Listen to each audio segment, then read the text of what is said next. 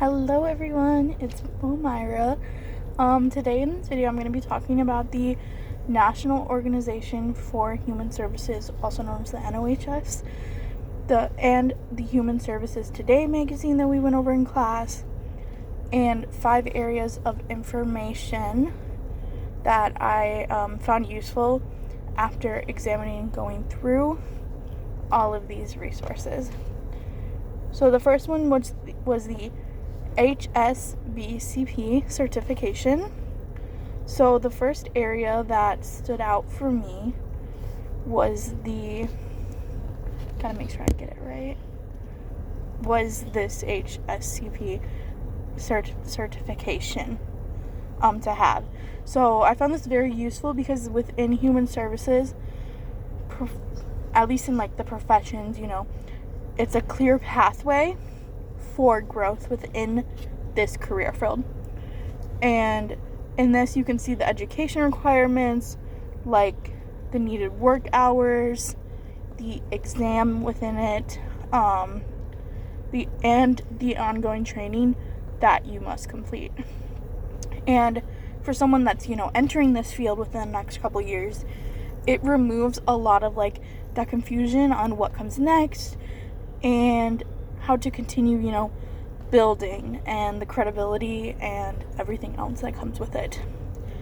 So the second area was the NOHS ethical standards that we've been going through all throughout the class period. I like this resource a lot because it breaks down exactly what behaviors are like in the human services and how to respond to each of those situations. And a lot of these are with the credibility, the maintaining of the professional standards and boundaries, and not getting too close to those clients in certain ways, and being culturally competent and responsive and resourceful. And these guidelines really help us make those decisions that protect clients and protect ourselves, and ensure that we're practicing with integrity whenever we are in the field. The third area that I had found valuable was the section about professional development and the national conferences. So the NOHS actually offers workshops, training, and continued education for us, and have these opportunities that are given to us to help us within our professions. And this really does help us stay up to date and on everything, especially in a profession that is consistently changing. And this is very important because laws, client needs, and when you're being the best practice you can, you're trying to evolve the most so that you can continue to best serve your clients. The fourth area that I had appreciated looking over was the Open Access Journal of Human Services. So the fact that it's open access, means anyone can read current research without a university login. So that's really good for high schoolers, and even those who are way out of high school, way out of college and everything. They can all read this, especially when you're growing within this profession as well. And it really matters because evidence-based practice should still just honestly be available to anyone.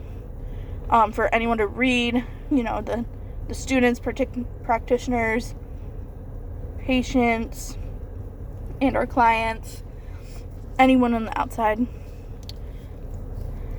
The fifth one was the one that I'd spent, I think, the most significant amount of time on, which was the Human Services Today magazine. The resource is more applied and easier to digest than any other research journal. And after reading, several articles, looking through which ones I thought were interesting or not, 4 of these themes had stood out to me. So Advocacy in Action was one of the articles.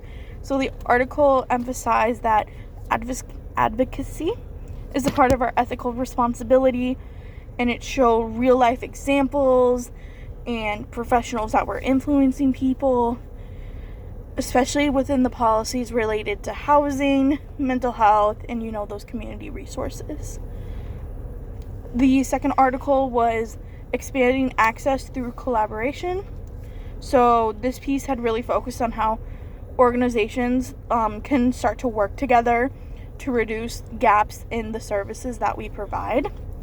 And it explained that collaboration helps clients get connected and feel more comfortable, and it's very much more smooth when everyone's connected together. The third one that I read was reducing stigma.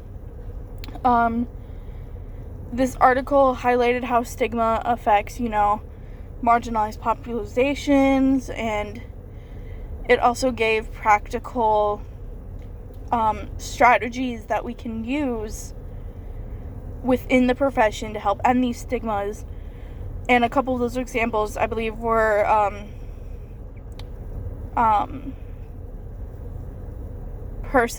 sign language, in-person communication, and culturally responsive outreach. And there were so many more examples as well. And my last one was strengthening the workforce. So this article talked a lot about burnout, continuing education, certifications, and the importance of building, strong professional identities within the human services field. And each of these articles gave me real concrete, inside view into everything. So overall, the NOHS website and the Human Services website had a lot of great resources, and it honestly helped me learn a little bit more. And I was glad that I was given this assignment and able to look into it more, because then it really opened my eyes to see a lot more of what is going on and how these researchers are doing the best they can to help us keep updated as well. So I really appreciate that.